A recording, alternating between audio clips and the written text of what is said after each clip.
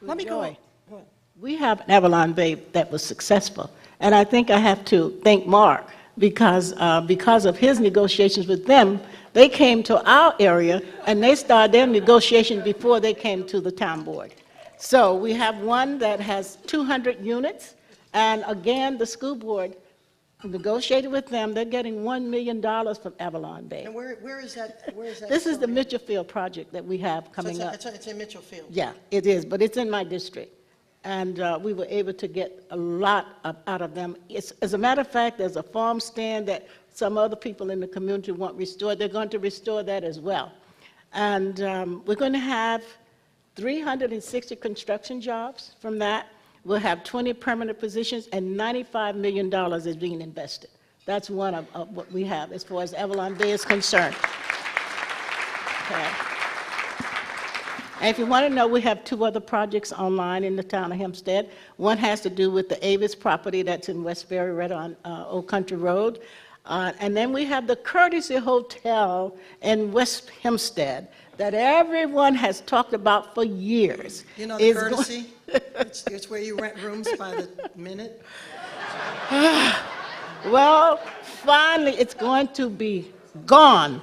And we're going to have transit-oriented rental homes there. That's 150 units, which is at the railroad station. Right. So we're very happy about that. Can I ask a question? Sure.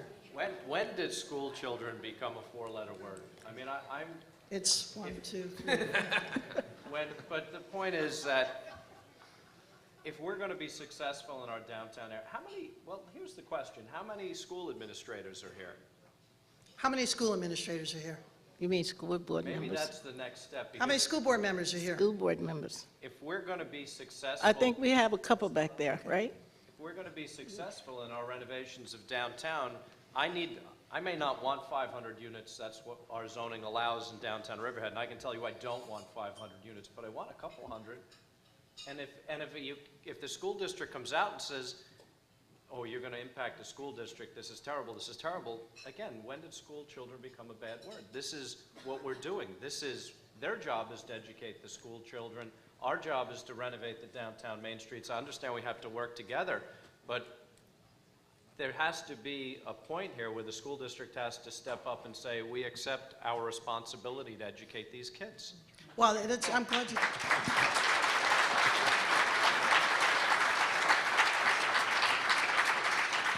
I'm glad you brought that up for me, If I might- because I was going to send this out to the rest of the board in terms of school districts and in terms of these higher density projects that are out there. I am, in my day job, I teach at Longwood High School, so I understand the issues of the school districts.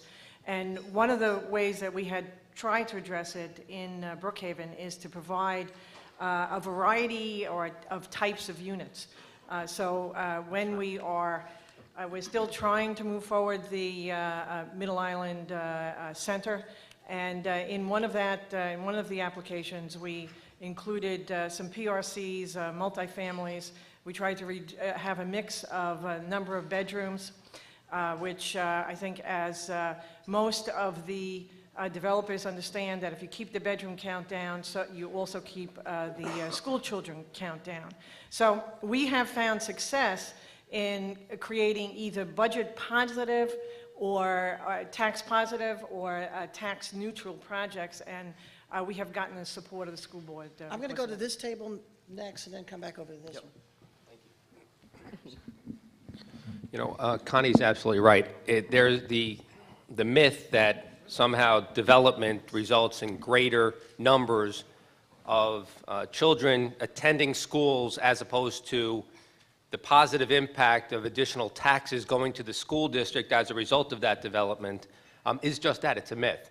I think if you look at housing that's existing right now, and we have housing that we can point to in our own village, and we have pointed to in our own village, if you take the number of units that are paying into the school district and you figure out how many kids are coming out of those units, whether they're condos or co-ops or whether they're rental units, you'll find time and again the numbers are significantly less than a similar number of single-family residential units. So you can't compare one to the other. There are studies that have been done. We've cited to them time and again, and it is a question of acknowledging that it is a myth and pointing to those examples that exist in our own communities that smart growth, if done right, will result in a positive impact on local school districts in the form of additional taxes without the additional numbers of children that many people believe. So I think that's been our experience, We're certainly. going to go over here, then we'll go back to. All right, let me jump in if I can. No, you can't. He's going over there. He's first. Sorry, John. Relax. It's okay. I just wanted to echo or add on a little bit to those comments. One of the biggest problems we have in our region is a lack of diversity of housing. That's one of the biggest problems we face. We have, for the last 50 years, been very good at building single-family homes, but have been very bad at building any other type of housing. And that is a failure of local government to really deliver what the marketplace is demanding. And, if you look at any other region of the country, the amount of rental housing that they have is significantly higher. And the problem is that is one of the things that is leading young people to leave and leads to all these other problems we face. So that is directly connected to the school issue, because if you design the type of housing that we need in this region, you're not going to be adding significant amount of kids to the school districts. In fact, you're going to be creating tax-positive projects that at the same time are going to benefit downtowns because they're going to provide a customer base that support businesses within the downtown. So there really has to be a education on a whole swath of different issues. We're going to Warren, then we're coming to you. Relax. Come. Thank you, Joy. I think that we really shouldn't beat ourselves up too much. I think there's a lot of success stories here. You have to appreciate in Nassau and Suffolk County there are 96 villages, 14 towns, and 2 cities. And each one of those representative governments are doing their job in their own little way. I know, for instance, out in Farmingdale, and Mayor Starkey, who's here today, they've gone through an affordable housing project which is successful. Mayor Martins has indicated that things going downtown and it's all over the 2 counties.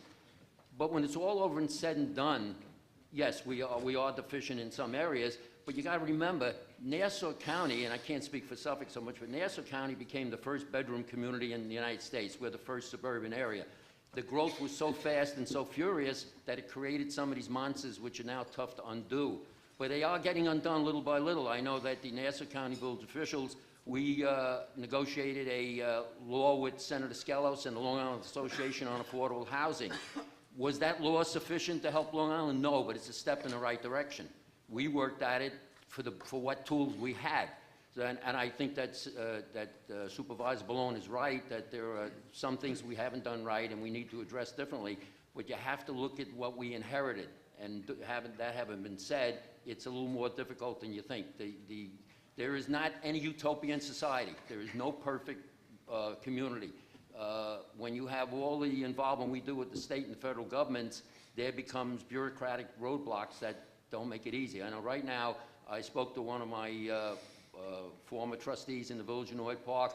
They have a big downtown development going, but the state is giving them a lot of agita right now on the things that they want done. It's going to tie up the project much longer than they anticipated. So again, I don't think you should beat yourselves up so much, although yes, the problems are there, but we are addressing them. Thank you, Joy.